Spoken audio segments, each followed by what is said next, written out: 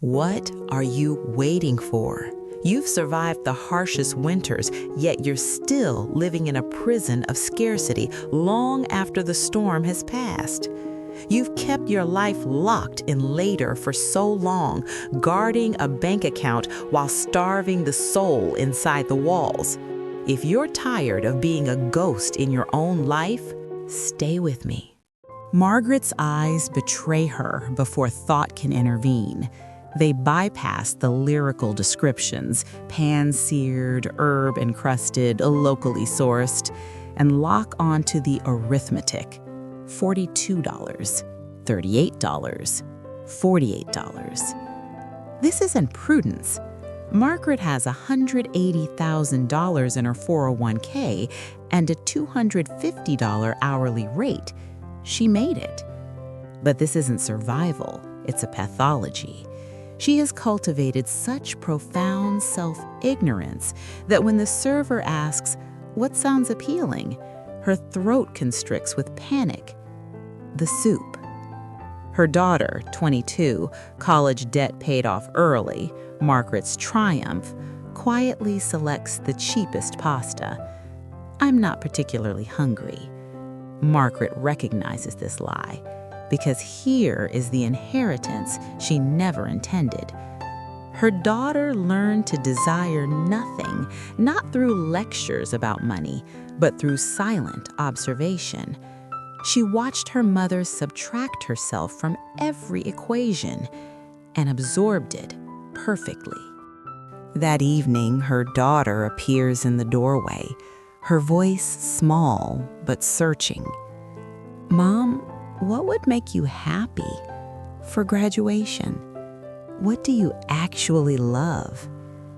Margaret's hands freeze above the keyboard. A heavy silence expands until it's the only thing left in the room. She opens her mouth to answer, but nothing comes out, because she genuinely doesn't know. Her daughter's voice fractures. "I don't know either, Mom. My roommate asked what I do for fun, and I had no answer. Because all I ever learned from you was what's affordable, what's sensible, what won't burden the budget." Margaret's chest collapses. Memory ambushes her. Last summer, the ice cream truck. Her daughter watching other kids with their cones, their sticky, sun-drenched smiles. Margaret's automatic reflex: "We have ice cream at home. Let's save the $4. Her daughter hadn't protested. She just nodded with that terrible, practiced compliance. At 22, she had already perfected the art of preemptive surrender.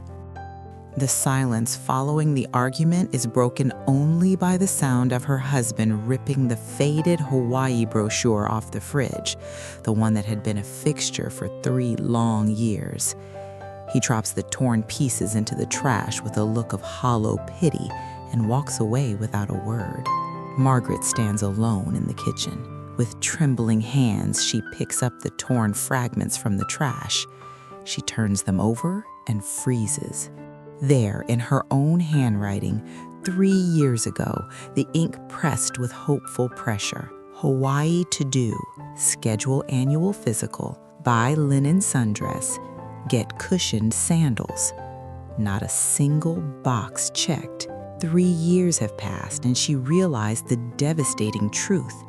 She never even prepared to leave. No, more accurately, she never once prepared anything for herself.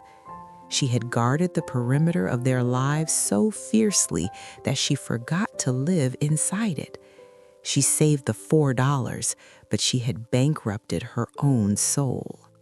Winter, 1991. Margaret shook the empty formula can. She had $8.47. Formula, $12.99.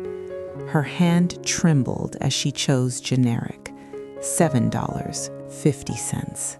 Mixing formula by candlelight, she vowed, never again, never helpless. But the vow became a prison. Now, 6 figures in the bank, but her body still lives like the lights might go out. Margaret sits at the kitchen table. These hands that shook empty cans, that returned gifts. Her daughter shrinking, her husband silent. Enough.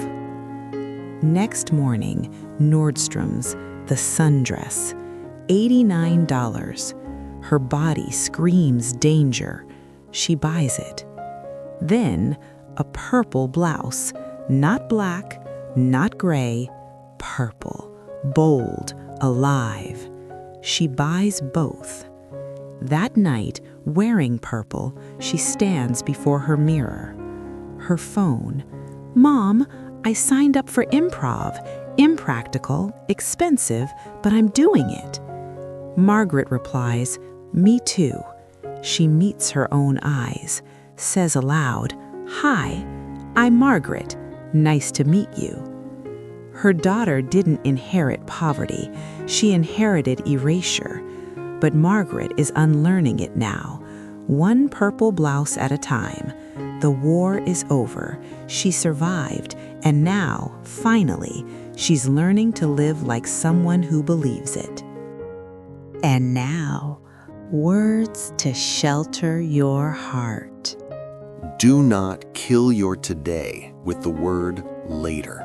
You survived the harshest winters, but you're still living in a prison of scarcity long. Put down that heavy burden of constant vigilance. The greatest honor you can give your suffering is to actually live the life you fought so hard to protect. You are enough. Now live like someone who is enough. You are no longer a stranger in your own life. You have the right to place yourself at the top of the list and savor the joy called today. Now, write one word that touched your heart, or simply let this melody be your prayer tonight.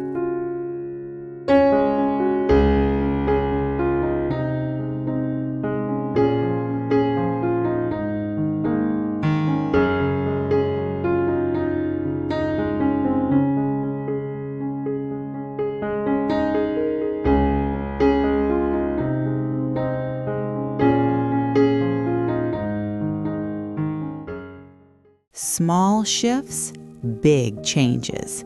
Try these this week. Step 1, reclaiming the top row. Spend $20 to $50 on something purely for you this week. Reclaims your identity, rejects the survivor's guilt. Step 2, evict the later ghost. Do one thing today that you've postponed for years. Kills the ghost of poverty, invites joy back into your life. Step 3, the legacy of freedom. Tell your family, I'm doing this for myself today. Breaks the chain of scarcity, models freedom for your children. Choosing yourself, even in the smallest ways, is how you begin to reclaim your life. Stop erasing who you are for the sake of everything else. You are finally allowed to live for yourself. This concludes Season 1. Stay tuned for our complete collection, the perfect way to guide your journey home. Subscribe and keep reclaiming your narrative. I'm here for the real you.